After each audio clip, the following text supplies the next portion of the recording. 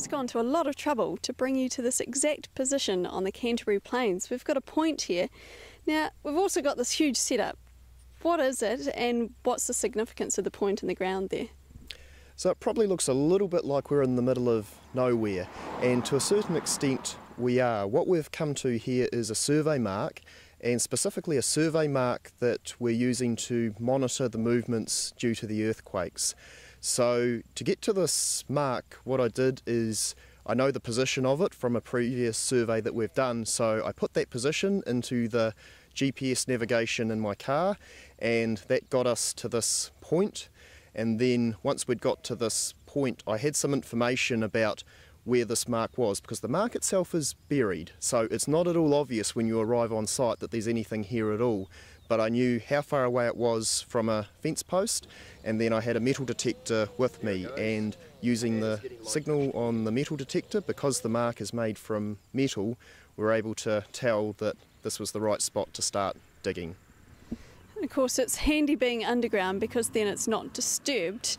Okay, so we've got points like this throughout the country. Why is that? Why are they useful, and what other types of marks have we got?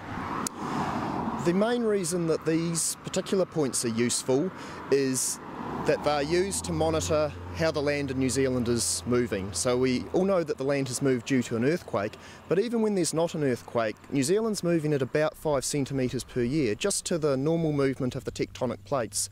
So we use these sorts of marks and repeated surveys of them to monitor that movement and work out how different parts of the country are moving. Then when we have an earthquake, what we're able to do is survey these points after the earthquake and then compare the position we get after the earthquake with the position before, and then we can tell how much movement we've got. Right down to the nearest millimetre. Now, in the old days before we had GPS, what kind of marks were used back then?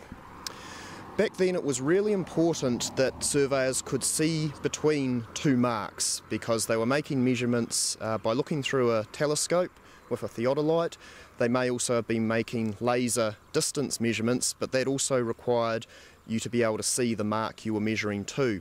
So the easiest way to be able to see between 2 points is to put one point on the top of one hill and one point on the top of another hill. And those points are commonly called trig stations. And some of you may have seen those trig stations. There'll be a black and white wooden or metal triangular shaped beacon on top. So often on the tops of hills, occasionally beside the road, but the key thing with the way we used to do it is you had to be able to see between your 2 points. And of course, if you don't have those set points, you can't have anything to measure off.